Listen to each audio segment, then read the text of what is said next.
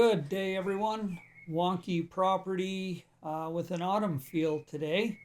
This is a 6x9 sheet of Arches, 140-pound cold press paper.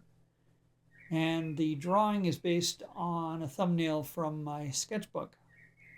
So I'm starting out with the horizon being a yellow ochre type feel. I'm going with that autumn look, so I started out with the yellow ochre for the horizon.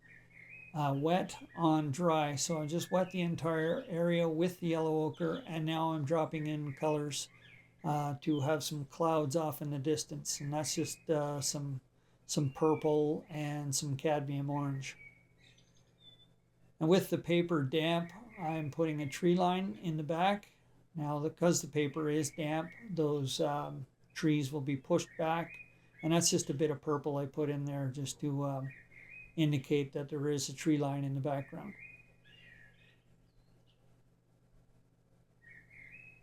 And with the whole thing dry, I can do the top portion of the sky. Again, a lot of yellow ochre, a little more intense this time around. And I'm adding in some more of the purples again. So with the base being wet with the yellow ochre, I'll drop in the other colors, and so we can get some nice fuzzy clouds up there.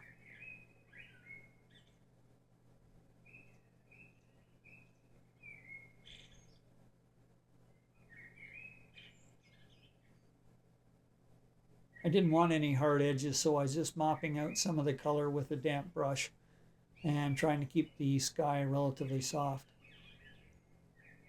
Now the foreground, the grassy area in the foreground is, that again is yellow ochre, and I'm dropping in some sap green and some browns in the base, in the foreground, the immediate foreground.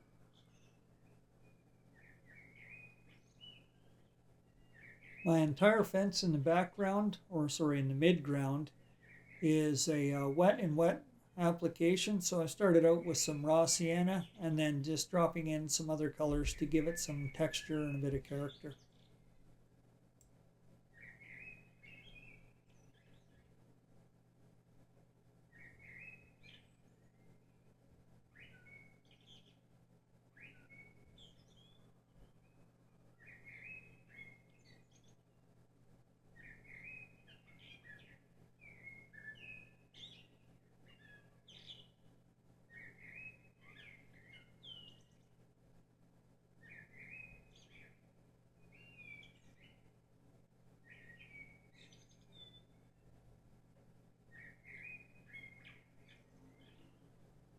Now for my trees, again, the autumn feel, I'm going with yellow ochre and cadmium yellow. Using my mop brush and just laying in something which resembles a tree. And then with that all wet, dropping in cadmium orange, some purples in there, and some burnt sienna as well.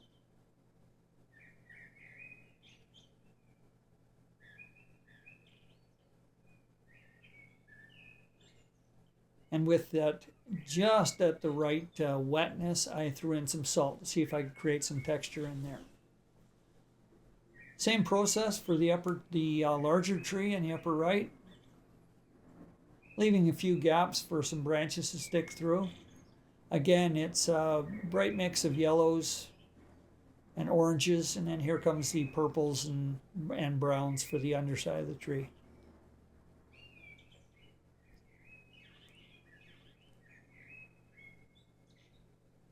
Didn't show it, but I did hit it with some salt as well.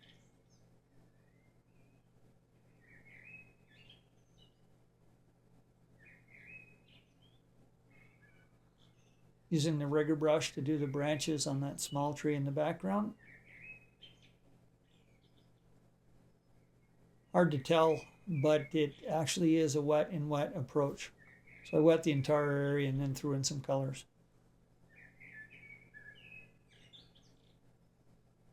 Now this little outbuilding or barn in the background, I'm trying to keep it back there, so I'm painting it a bluish color.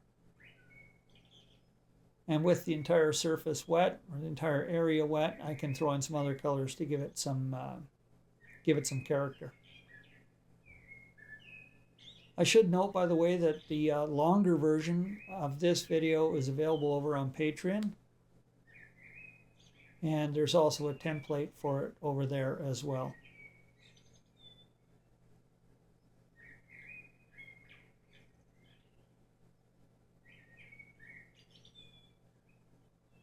So my downspouts are just a combination of hooker's green and some burnt sienna for the rusty bits.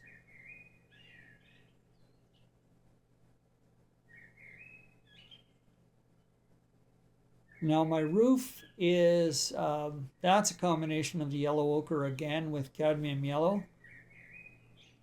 And then I've dropped in some olive green and some burnt sienna. It's going to be a shingle roof, so I want to have lots of texture for the background.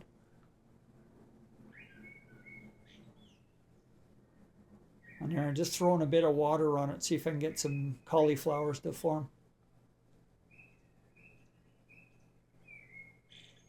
So now with it completely dry, I can jump in with my pen and do all the shingles.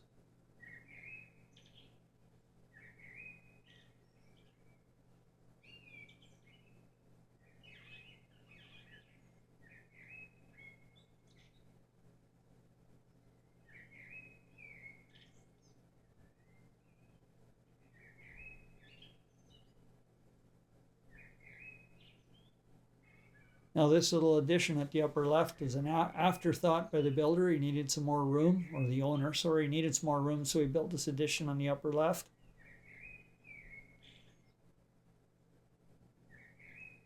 That would be my choice of rooms. And the same with this addition on the left, the lower left. And he's just used wood from around his property. I didn't go to the trouble of painting it. So that's just an ultramarine blue, some purples, and browns dropped in while it was wet, just to give it that weathered wood look. Now for the larger tree that's closer to us, again, wet and wet. I wet the entire area. And then with the rigger brush, putting some darker paint at the top, so that's some of the purple and Payne's gray. And I'm dragging the paint down the board and letting the wet and wet do its thing on the paper.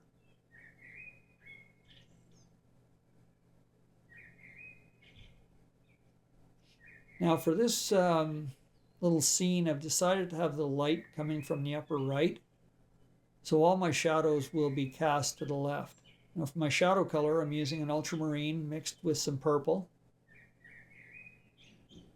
And I'm just indicating my shadows on the left side of all the protrusions.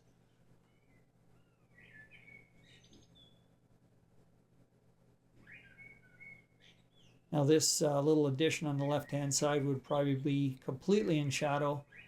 But to make it a little more interesting to look at, I've decided to shorten up the shadows. And of course it's my painting and I can do whatever I want. So that's the look I wanted. Painted the main part of the building with a mixture of raw sienna and some of the yellow ochres from the foreground, and just dropped in some browns to give it a weathered look.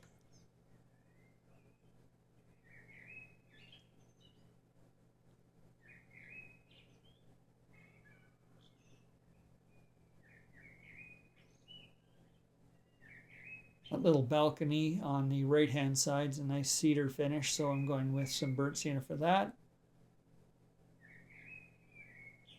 And it's a warm fall day, so the two windows in the middle of the house are open.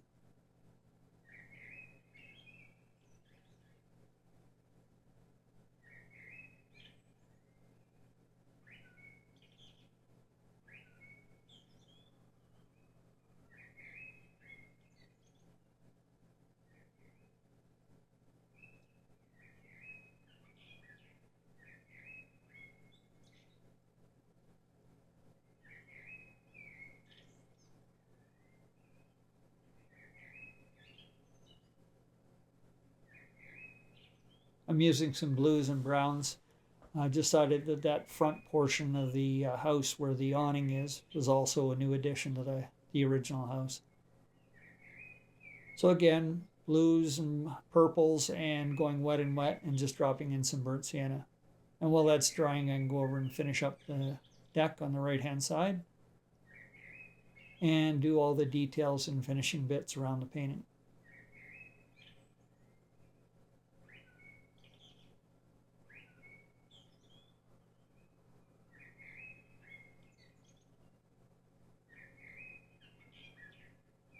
Now I have a nice light foreground immediately in front of the house, so the light is hitting that area.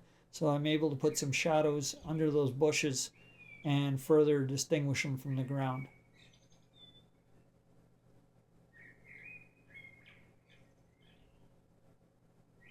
And there I can come in with an ink and just let everybody know that those are in fact wooden boards on the side of the house. Finish up the clothesline.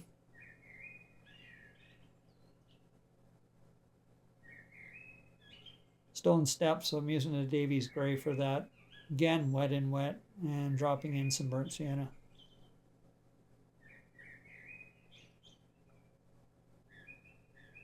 That's a 1/2 inch flat, covering a lot of the door with, that's a cadmium red.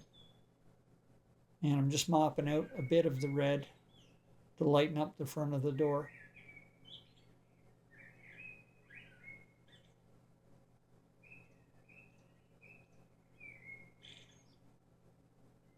And with it damp, I'm dropping in some yellow as well to give it a sun bleached look.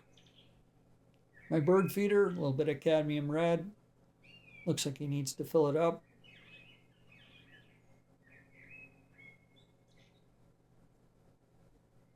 Adding just a few details here to finish it up. A few shadows here and there. Looking for spots that I missed. And then lastly, I can do this awning at the front. I started in with some yellow ochre and then dropped in some olive green, but it's pretty dark against the house. So I decided to mop out quite a bit of the color to give it a weather-beaten look and look like it's really been hit by the light and that it's been there for quite a while. So that about does it. Let's get it signed. And we'll get the tape off it and see what we have.